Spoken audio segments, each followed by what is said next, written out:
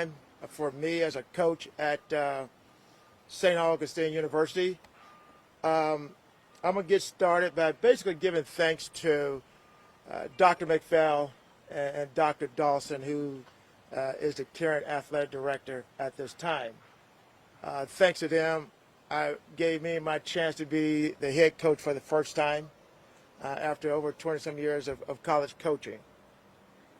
But I asked the question, why are we here today? And I also said, why did I get let go? Okay? And so I'm going to start off with a negative here in regards to that. I have been here on Friday the 13th that I was brought into a meeting with Mr. Latson, who is the interim athletic director, Ms. Key, who is the vice president of finances and administration, and also Mr. Smith, John Smith, who is the chief of staff. And when I got in, we talked about my infractions. I was listed with multiple infractions. Here you see, letterhead and all, to me, okay, my letter of infraction. I will read you the base of this information, okay? This letter confirms your termination of employment with St. Augustine University for cause effect today, August 13th. Okay.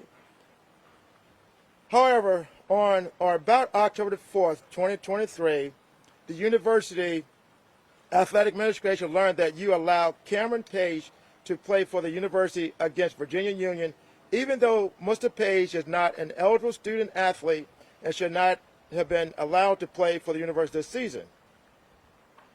Troubling, Mr. Page was wearing another athlete's jersey number during that game.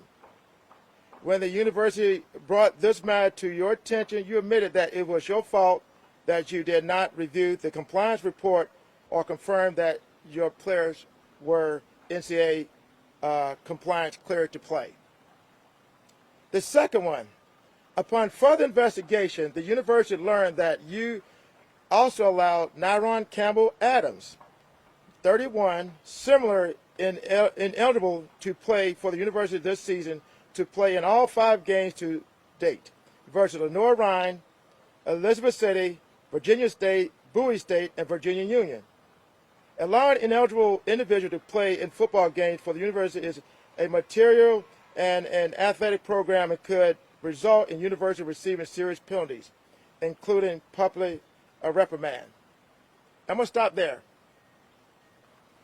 Here's your letter. Here. Okay? Now, let's talk about that real quickly. Okay? First of all, number 9 was a former player who was ineligible. Found out that he had a 10th semester ruling.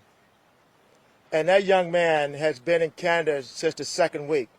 That young man found out his ineligibility the 48 hours before the first game. So anytime a player is dismissed from the team, you automatically can give that number to someone else. Okay? I'm going to stop there, but I'm going to share with you briefly what got me there in regards to ineligibility. Now, here's my story when I got the job. I was hired in March, late March. That was a dream come true for me. I got to hire staff. I knew I was behind in recruiting, preparing spring ball without your staff, but I was excited for the challenge. Dr. Dawson got scholarships moved from 25 to 30 full scholarships. As you know, the max at D2 is 36. That was great news. That same week, we talked about what it takes to get a brand new turf back in April. He also gave me contact information on the actual turf sales rep, of course, hoping that we could get that turf as soon as possible. While hiring assistant coaches, I knew that coaches would need temporary housing in their transition. I knew there were empty dorms. One of the assistant coaches that had verbally committed to coach at St. Aug was a 10-year NFL vet and a former Walter Payton Award nominee, Man of the Year. He did not need to be a full-time employee or even on salary. He said, give me a place to sleep and I can bring what I did in San Diego to become a nominee in Raleigh. I spoke to the housing and I was told to look at the second floor above the campus police. Housing was great and I was given 4 keys. I was excited because it had beds and a warm shower. Heck, I was sleeping on the air mattress in my office at Atkinson Hall and taking cold showers. When I got my first hire a month later, we were denied because someone higher up said it was considered an extra benefit. I just felt that if it was any new employee at this institution and you have plenty unused dorm space, to help a new employee in transition will be a positive. I did an inventory to check what are the football needs, like new helmets, new pads, thigh pads, offensive lineman knee braces, laundry detergent, cleats, workout apparel, travel gear, and etc. I called and emailed BSN, the apparel company. When I spoke with him, he said, we don't do business with you guys because you have not paid your bill.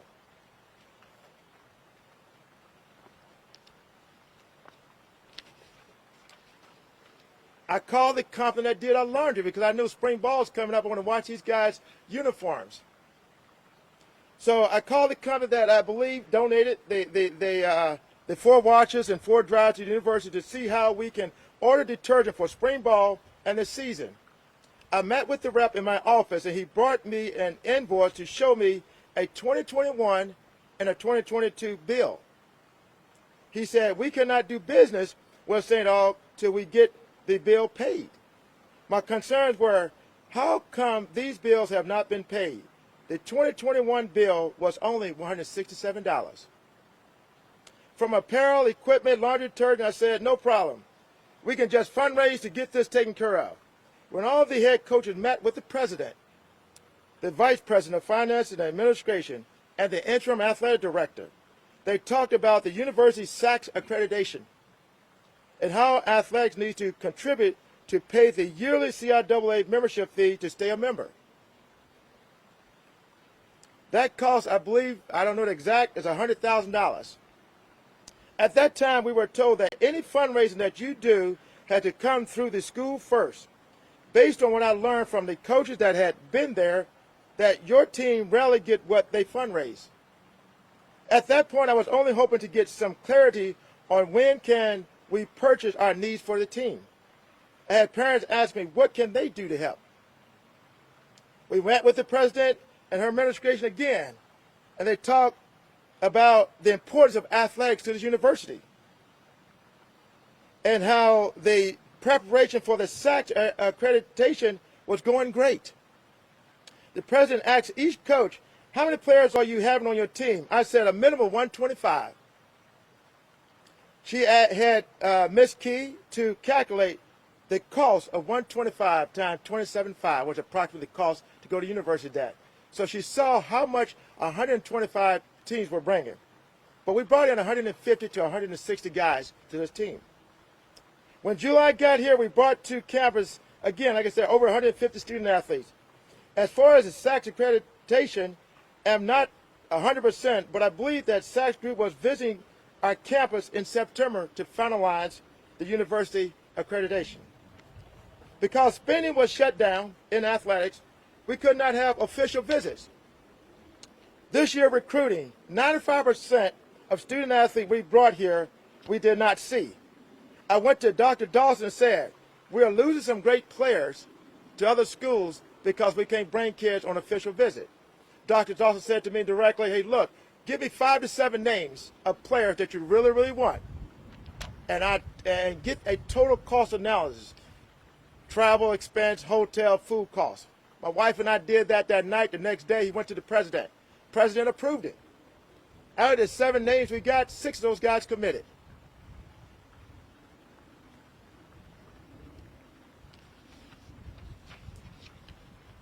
So in preparation for our summer football camp in June, I learned 2 weeks before camp that our head athletic trainer will be leaving. When I called her, the first thing she said, how did you find out?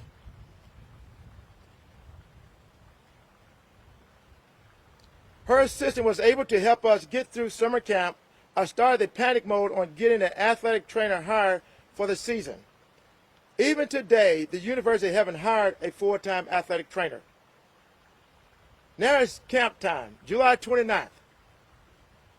We brought in 110 players at the beginning of camp, and then we spaced it out throughout the time when school opened up. The spacing was because we had a lack of equipment, because we couldn't fundraise. Oh yeah, I still haven't gotten the clearance to purchase needed equipment that was needed. We're into training camp. Out the blue, I get a call from a board member apologizing for the hornet nest that I have encountered. At that time, Dr. Dawson was looking at getting the team a module for our temporary locker room. He had me go over to Shaw University and look at theirs. So the board member asked me, what are your needs? And I sure that we will get that taken care of. So when I told him about it, he said, well, it looks like you need about $20,000. So I'll call you right back. He calls me right back and said, I got you $25,000. And I was excited. And the first thing I said to him, that football will not get that money because of the process here. His direct words, I will call the president and make sure you get that money. We got the money, and because of the ordering process, our offensive line just got their knee braces about 2 weeks ago. We are hoping to get cleats in soon. We are so thankful for his generosity, we were able to order other football needs, the rest. Because we did not have a full-time trainer for our players to be cleared to practice, everything went through our interim compliance young lady, from medical clearance, which was our trainer, and to NCAA clearance. It took 4 days after July 4th before we can get 20 players to practice.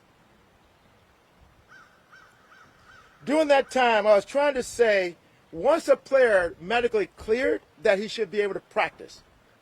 You didn't have to go through medical clearance and through NCAA clearance to practice. There was a difference. As a reminder, we didn't have a full-time trainer. My players are not getting any type of treatment during the day. Because we had an interim athletic trainer, we only could practice from 6 a.m. to 8, no problem. But after that, we have no athletic trainer to assist with our medical conditions. 2 days before the first game, 33 players had not been cleared to play. Talking about trying to adjust your team to a game. That same day, Thursday before the first game, we had a meeting with the president about getting a new turf, and the field will be off limits from that Monday of the Elizabeth City game. I'm excited for the turf. We talked at that meeting about a practice site. We talked about transportation for our student athletes to and from the site. We were ready to drive the 3 vans back and forth for our young men to get to practice. I spoke with the Raleigh Parks and Recreational the next day and was told that all you need is proof of insurance. That was Friday before the first game. That week of the Elizabeth City game, we practiced in the parking lot behind the bleachers at the stadium. All I kept saying was, all we need was a proof of insurance. The administration knew that we needed a certificate of insurance in order to play off campus at Southeast Raleigh High School. Melissa Lassen, the interim athletic director, emailed the COI, certificate of insurance, the Friday before the Virginia State game. In my head, I was wondering, how were we able to play off campus with the other 2 games? Anyway, it's now been 2 weeks of practicing on concrete. I was excited to get that COI email. I forwarded that directly to the Raleigh Parks and Recreational, and he emailed it back to me immediately. Said the university needs to change the names and address, and you guys can practice right away. During the 2 weeks' time, I was sending emails to administration trying to get the COI so that my team can have the best chance to compete on Saturday. I got no response. One day I sent 3 emails to administration and never heard back. I was so frustrated about the lack of communication, but more importantly, the mental and physical well-being of our student athletes, that I emailed the administration on forfeiting our Bowie State game. Guess what? I finally got an email back. I kept saying, why should I put our young men in harm's way when the administration is not showing they care? Who allows a football team to practice on concrete, basically a high-tempo walkthrough, and now go play a fast physical game on Saturday without proper preparation? As I said, I finally got an email back from the chief of staff saying we cannot forfeit a game. But take a look at the grass beside Gould Hall and St. Agnes Hospital. I walked up there, divots, hilly, and in my head I'm like, do they really understand what it takes to practice on a football field for a football team? On the way to Bowie, we had a practice on the football field. It was great to see yard lines and a field goal for our kickers. I get a call from Mr. Latcher saying, from Ms. Key, to stop all the emails, we know the concern. Is it wrong of me to protect my players knowing that they were not properly prepared to play a football game? I kept saying, do they not understand what it takes to play the game? All I wanted to know is why I have not gotten the information that was needed so that we can practice on a football field. At that point, all I could say is, do they really care about the mental and physical health of our student athletes? Remember, we do not have a full-time athletic trainer on campus. Our young men only get treatments from 5 a.m. to 8 a.m. in the mornings, no treatment afterwards. And you guys know the game of football, you can have ding-ups. So I'm concerned about that. And we had a meeting with Mr. Latson, and we wanted to talk about how can we get a key to the ice room. So therefore, we can get ice bags for our student athletes because we have a trainer. And this is throughout the whole athletic administration that we wanted the head coach to get that. Today, I still don't have a key to the ice room. As you can see, we have some big players here. We only get to eat twice a day on the weekends. How can college athletes, especially the 300-pounders, be on a full capacity energy level and eat only twice on Saturdays and Sundays in the cafeteria? Again, what are the university concerns of our student athlete mental and physical health? This brings us up to the Virginia Union game, the violation that I read at the beginning. The first two games of the season, I had received documentation, DocuSign, to sign off, and emails from our compliance, updates from the compliance who was cleared and not cleared. Once I stopped receiving the eligibility report and the DocuSign, my focus was on where and how can we practice to prepare for our games. It was a lapse on my part when we played Virginia Union. Cam Page, the student athlete, wore the jersey of a player that was no longer on the team and participated. He played 3 snaps on kickoff return. I wish he'd have played 50 snaps if we won the game, but he only played 3 snaps. Again, I understand the importance of playing an illegal player because number 9 was Pierre, a young man from France. Again, he was left to go back to Canada on his connection back through to France, and he would tell you that he was a starting tailback, probably going to be the captain of our special team, and I didn't play him. But this young man's a backup, so again, there was a lapse on my part. Because we did not have a sports information director, there was a delay in the updating of the player's number. I got a call from compliance about who was wearing 9, and I had to ask my equipment manager. That night, about 10 o'clock, I got a call from Mr. Latson, and he put us on a 3-way call from the chief of staff to explain what happened. I did, and the chief of staff wanted an email on what I told them to give to the president. I completed that 11 o'clock that night. Last Friday, when I got terminated immediately, I learned about Naron Campbell Adams. He was not NCAA cleared. Based on the administration investigation, he participated in all 5 games. The young man only dressed at the Virginia Union game and did not play. They have him playing in 5 games. He will not even on the travel roster to Lenoir Rhine or Elizabeth City State University. These are my multiple infractions that were considered by Mr. Latson as an NCAA Level 1 violation.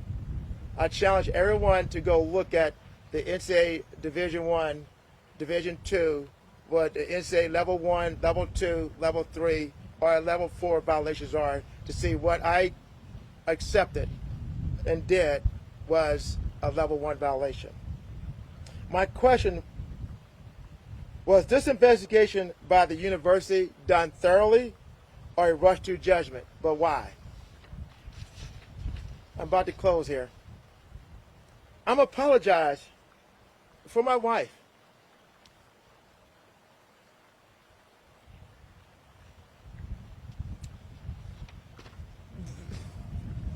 She has been through a lot, but to be treated this way. I apologize to the administration, to my staff, who came from Texas, who come from Charlotte, come from Illinois, come from all over to be a part of this staff. I want to apologize to my parking lot guys for those infractions I mistakenly missed. I will hold myself accountable for my actions. As long as I am a coach, I will never stop caring for the mental and physical health of my student athletes. For the administration, would you allow your child to play in these conditions? Not get proper Medicare, to eat only 2 meals a day on the weekends, and to play in these conditions? Have you even spoken to the team about their concerns? Have you met with the team about the immediate departure of their head coach the day before a game? Where is the accountability to your own children? Believe it or not, we are here to raise them. My parking lot guys know that I have a scripture or words that I read from church every Sunday to our team meeting. This scripture is for the St. Augustine University administration. And in church on Sunday, James 3:16. Again, this is to the administration. For where you have envy and self-ambition, there you will find disorder and every evil practice. I'm going to read it again. James 3:16. For where you have envy and selfish ambition, there you will find disorder and every evil practice.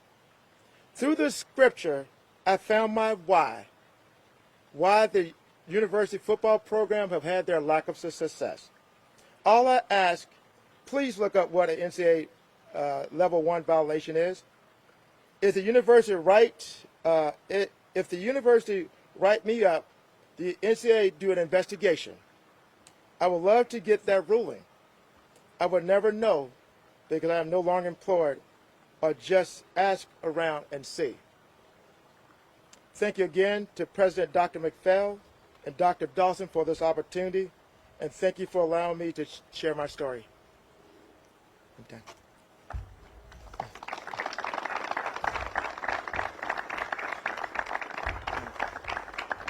Oh, my goodness. Any questions? Just for clarification. Yes. Because you touched on the number 9 jersey. Yes. And that was just a jersey mishap. And then the second infraction that they had mentioned. Can you just kind of go over that quickly again? Okay. We're dealing with the first one, campaign, and they said that playing with a guy jersey. Pierre Medjabar was found ineligible for a 10th semester, and that was found 48 hours beforehand. And at the same time, he was part of that 33 group of guys that wasn't cleared to play. And so therefore, he's no longer on the team. He transferred, and of course, I think he's still in Canada right now. And so when a player leaves the team, we will give another player a jersey number.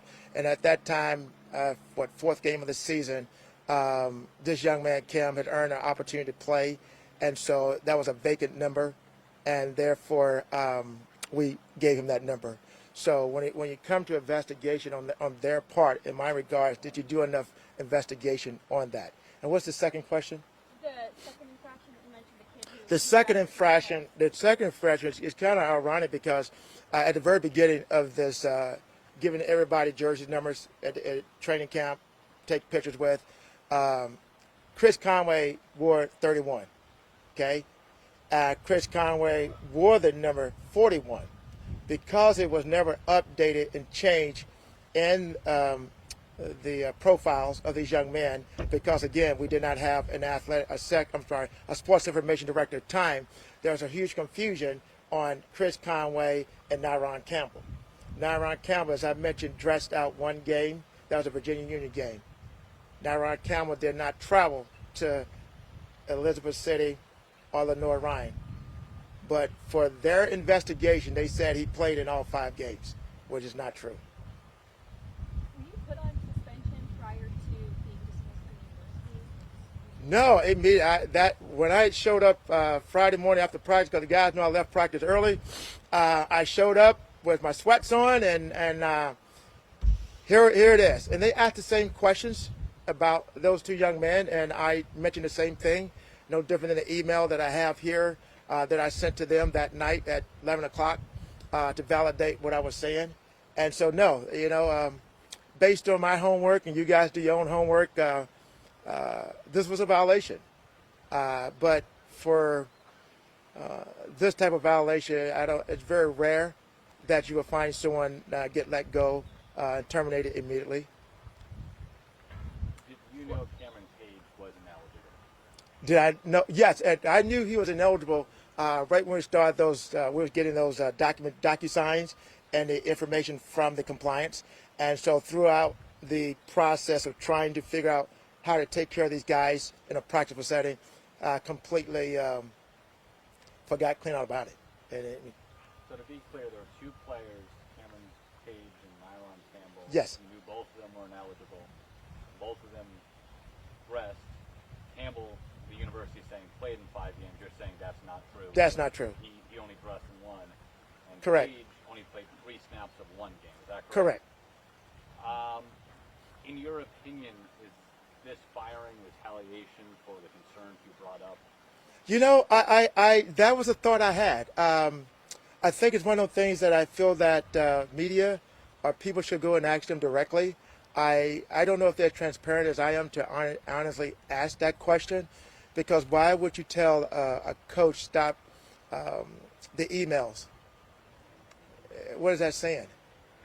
When all I'm trying to do is figure out how we can prepare these young men for a game. Coach, is there thoughts of filing a lawsuit? I will come to that soon, in regards to what direction I want to go there, because that would be a consideration. But at this point, I rather not say exactly what direction I want to go. What does it mean to have so many players here? It looks like about 40, 50 players off campus showing up on their own time. I get teary-eyed because I can't say what I usually say to them, but they know I love them, and I'm all about them. So it was great. How long was the original contract you signed? 3 years, 3-year deal, 3-year deal. I tried to get it extended, but they didn't want to do that. They said after 2 years we'll see. So 3-year deal, and you signed it earlier this year. I signed I think March 20th. I think I'd start the first meeting March 22nd or 23rd. In your dismissal, did the university say anything about the payout, or did they say that's it? Payout? I wish that was talked about. I'd probably smile more. No, it wasn't. Again, this contract, as I reread it again, exactly that terms here. What's that? Upon further investigation, the university and Nyron Campbell, whatever. I'm trying to go back. Basically, it's immediate termination. That's your paycheck will be processed and done on October 20th. Coach, what's next for you? Trying to find employment. I have bills to pay. I've been fired before. I've been fired after winning championships before. But I was given a reason. This is their reason. So I will look for employment, take some time out and use my wife's flight privileges and maybe travel and just think through what's next. Some of the challenges you mentioned, were you aware of those when you were hired? The lack of a full-time trainer, the lack of a sports information director.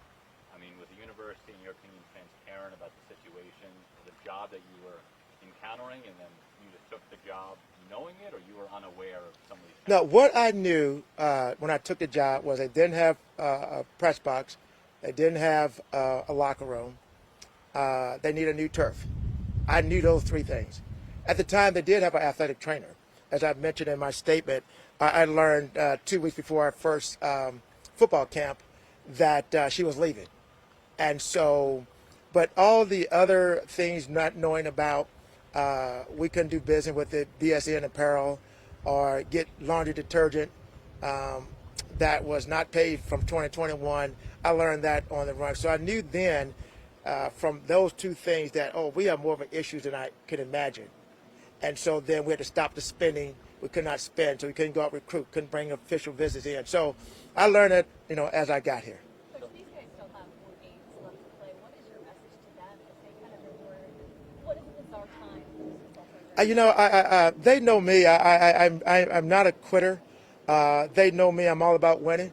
They know that I come to win every football game.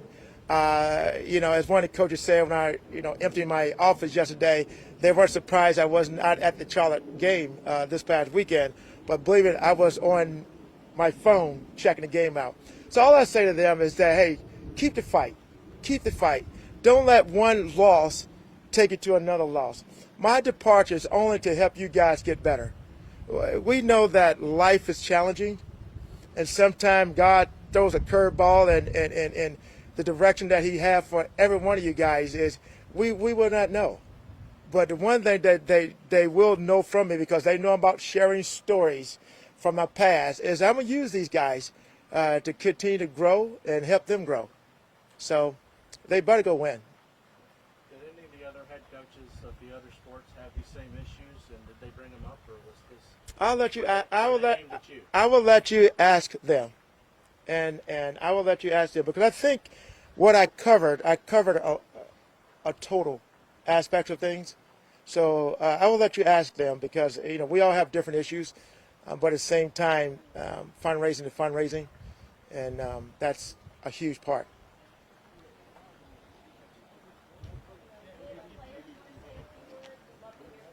Uh-oh, look out. My crib.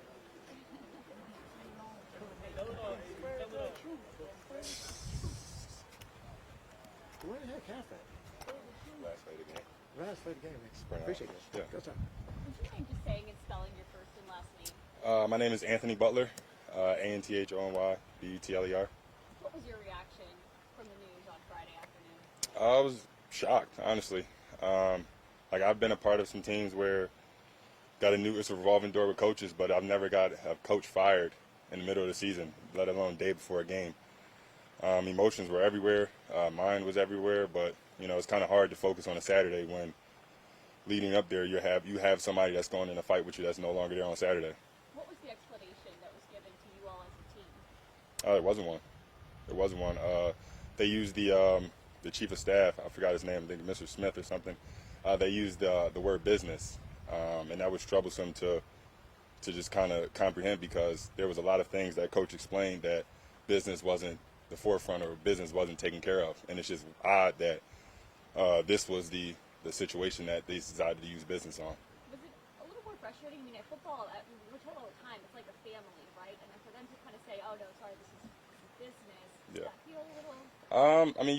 You spend months with the guy, you spend months with your team, and you build like the rapport, and it's just hard that, like I said, going into a game, you have one of your family members, let alone a coach or a teammate, the head coach, no longer with you. Without, it was so subtle, so it is hard. Anybody else? Are you a senior? Senior, yes, ma'am. Who your captain on the team? Yes. Can you just kind of talk about what Coach Feggins has meant to maybe this team too? I can go from a personal note, and then I'll go from a team perspective. Coach Feggins met me where I was. He came and got me where I was. I was part of the 7 people that was allowed an official visit and then committed right then and there. Knowing the situations, knowing the settings of the university and what they had, what they didn't have, I still chose to trust that man and play my last year of collegiate football for him. You know, he's a man of God. He's a man of faith. His family is a family of faith, and you know, it was since I came there, since I arrived in Raleigh, North Carolina, it was just nothing but love. You know, like I said, I've been to several schools where you have assistant coaches, you have, you know, maybe GAs or something like that do the work that he's done, and he's a head coach of a Division II team, and he, you know, shoulders the load of a lot of things. So, loyal guy, forces you to be loyal to him because he's going to give you everything he has. Yeah.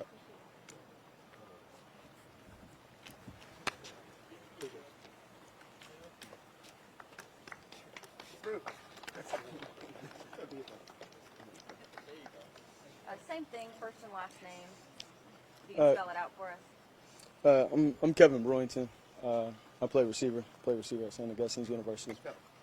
KEVINBREWINGTON. And what year are you in school? I'm a senior in the classroom, junior on the field. Mm-hmm.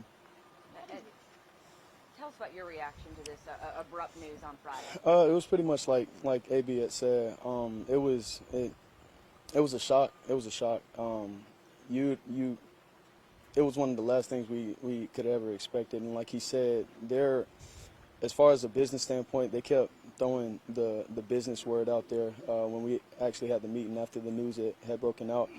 And they kept saying it was a business, it was a business, it was a business. And like AB was saying, there has been a lot of situations on our part where we're trying to get stuff done as far as getting the administration involved and trying to help us out.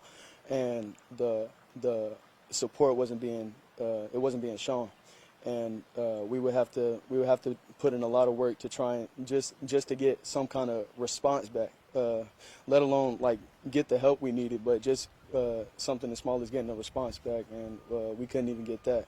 And then as far as like the emails he would constantly send to the administration, and then for them to send emails back saying to stop sending emails, we understand like. It's stuff like that it shows that like we really they say that they care, but like it's not really being shown from our standpoint.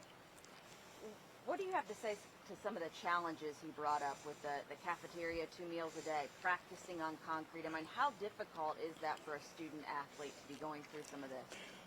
It honestly, like we have gone through this. Like I think the people from 2020 that came in with my class, like we've been dealing with this for the longest, and like we've brought this to attention up like year after year after year, and I feel like from a coaching standpoint, Coach Feggins that was one of the first things that he wanted to change about us. And like during spring ball when he came after one of our practices, he asked us like what's going on with the calf situation. I heard you guys like the quality of food is bad,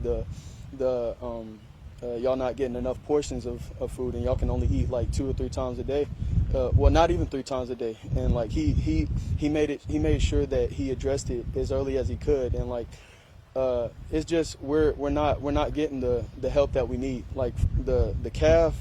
There's no reason that you see, like he said before. You see, we got a whole bunch of big guys on the team, and same with the small guys. We eat a lot, and like we can't get good quality food, or we can't get enough food. And so it's stuff like that you have to take into consideration. And they say every time we bring it up, they say that they understand and they hear us, and a lot of times we see them taking notes, but nothing's being done. And so like that's the problem I have. And so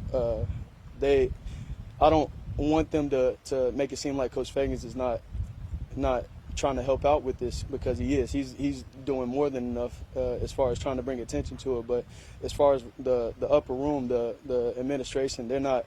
I feel like, and they can all attest to it, like they're not doing their part in like fully supporting us with it.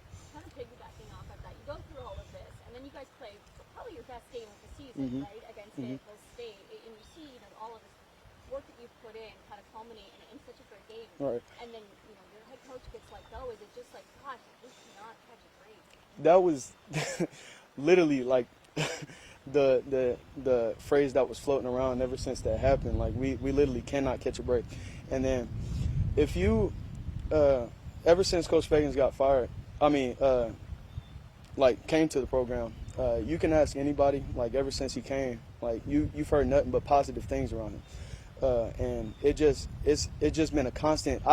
I've said it before, and like every time people ask me about like how I like Coach Feggins and everything, I say like he's instantly brought a positive energy shift into the team, and like it's awesome to see like every time he's around, like you can see the chemistry we have, the love we have with each other and everything, and he instantly brought that, and I feel like the losses on our record it doesn't show, but like we have a winning mentality just all because of Coach Feggins, and everything we do is for him and for each other, and like that's you couldn't ask for anything better as a team.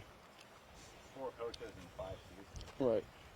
As a student athlete who's trying to get better at the craft, Mm-hmm. have some sense of consistency, how difficult is that for you guys, learning new systems, learning new characteristics, just getting to know people you have to trust?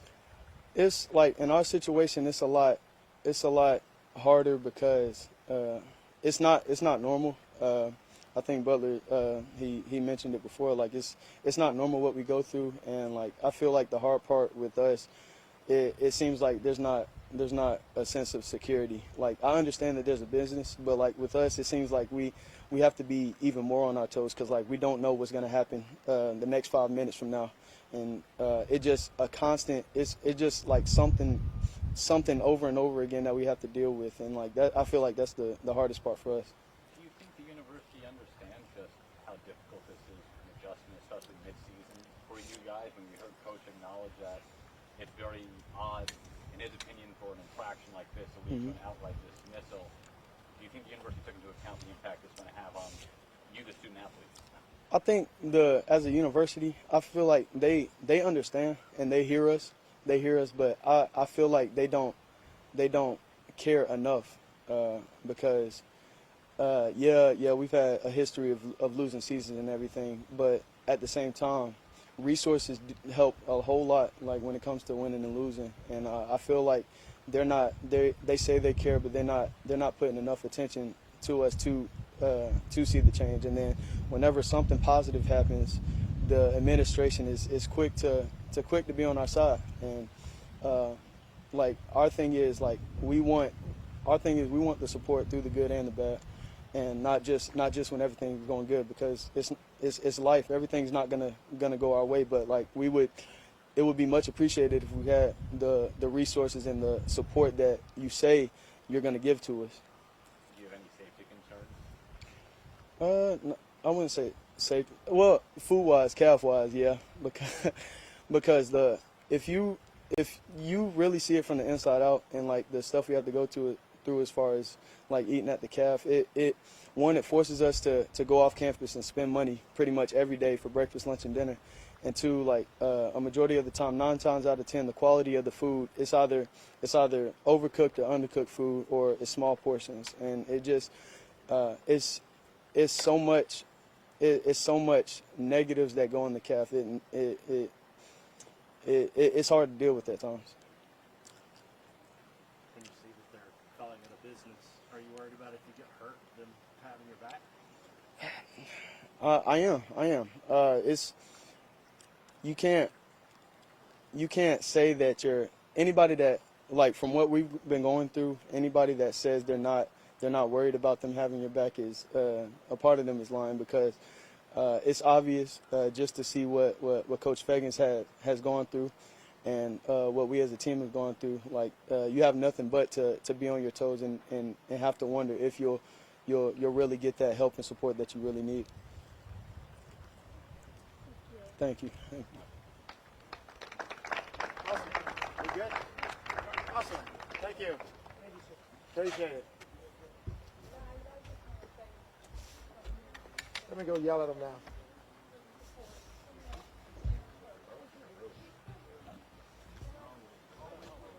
Now, do you guys want to make sure you look at this? Because I want to make sure you guys know I wasn't just reading to be reading. No, we're not. I wanted to make sure you saw it.